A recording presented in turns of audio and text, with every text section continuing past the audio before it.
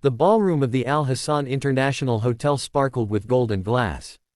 Business tycoons, CEOs, and foreign investors from all over the world gathered under one roof. The aroma of Arabian coffee and French perfumes filled the air. In one corner of the grand hall stood a young man in a plain white uniform, holding a mop, his reflection shimmering faintly on the marble floor. His name was Yusuf Khan, the son of a hotel cleaner. But what no one knew, what no one cared to know, was that behind those humble eyes burned the mind of a genius. The laugh. When the Saudi billionaire, Khalid al-Mansur, entered the hall, everyone stood up in respect. Khalid was known for his immense wealth, oil, real estate, and tech. His word could open or close the doors of fortune for anyone. But as he gave orders in rapid Arabic to his entourage, something unusual happened.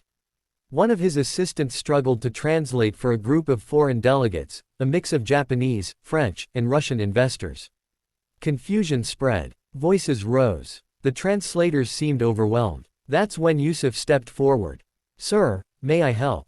he said softly, clutching his mop handle nervously. Khalid raised an eyebrow, amused. "You, the cleaner?" "Yes, sir," Yusuf said with quiet confidence. "I can translate." Khalid chuckled, a deep, rich laugh that echoed in the hall. "You can translate? Into what language, my boy?" Yusuf looked him straight in the eye. "9, sir." The laughter grew louder. Even some staff members smirked.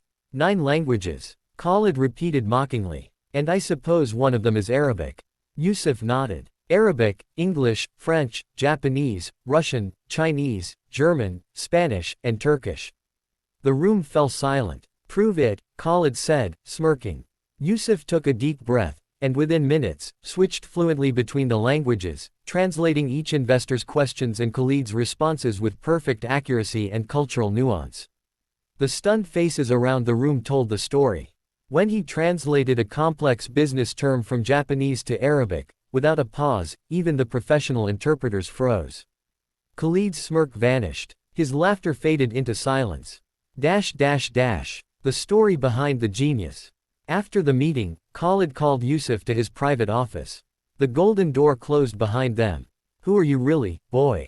Khalid asked. "No cleaner speaks like that." Yusuf lowered his eyes. "My mother cleans your hotel rooms, sir. My father was a driver before he passed away. I learned languages from books he brought home from the trash, old dictionaries, traveler's guides, even language CDs people threw away." He paused, his voice trembling slightly. "We couldn't afford school after he died.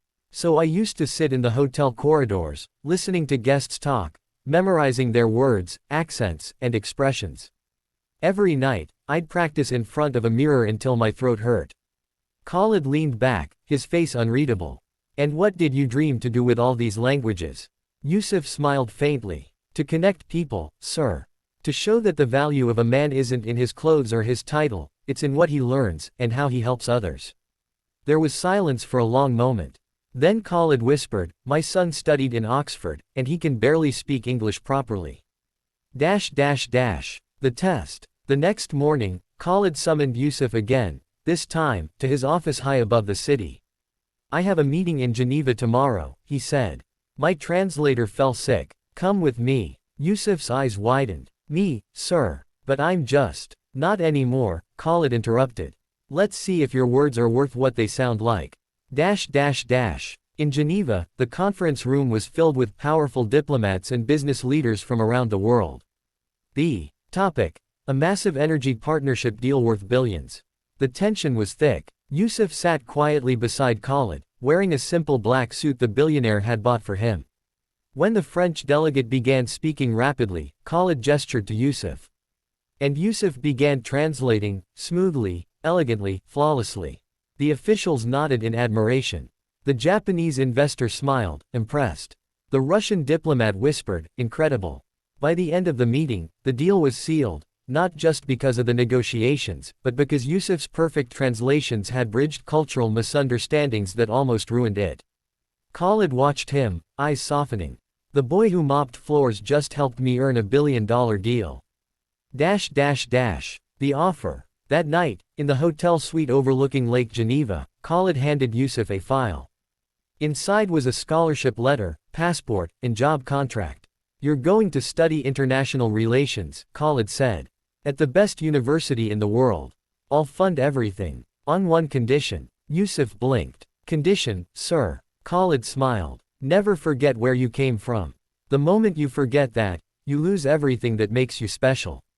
Tears welled in Yusuf's eyes. "I'll never forget, sir."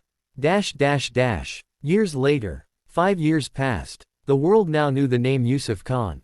The cleaner's son had become a respected linguist, diplomat, and advisor to the United Nations.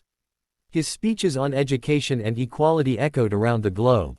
One day, during an international summit in Riyadh, an old man in traditional robes arrived, Khalid al-Mansur.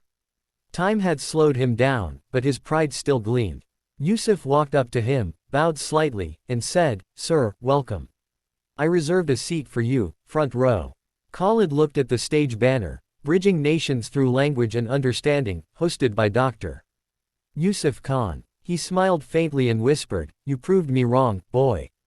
And I've never been happier to be wrong." The message. As Yusuf addressed the hall, his voice carried both humility and power. Greater than, "I was once a cleaner's son, invisible to the world." But knowledge doesn't care about your background. It listens to your effort, your hunger, your heart. To every child who thinks their dreams are too big for their circumstances, remember, your mind is your passport. Learn, grow, and never stop believing that you can rewrite your story. The hall erupted in applause, not just for the speech, but for the truth it carried. And somewhere in the back of the room, Khalid wiped a tear he'd never admit had fallen.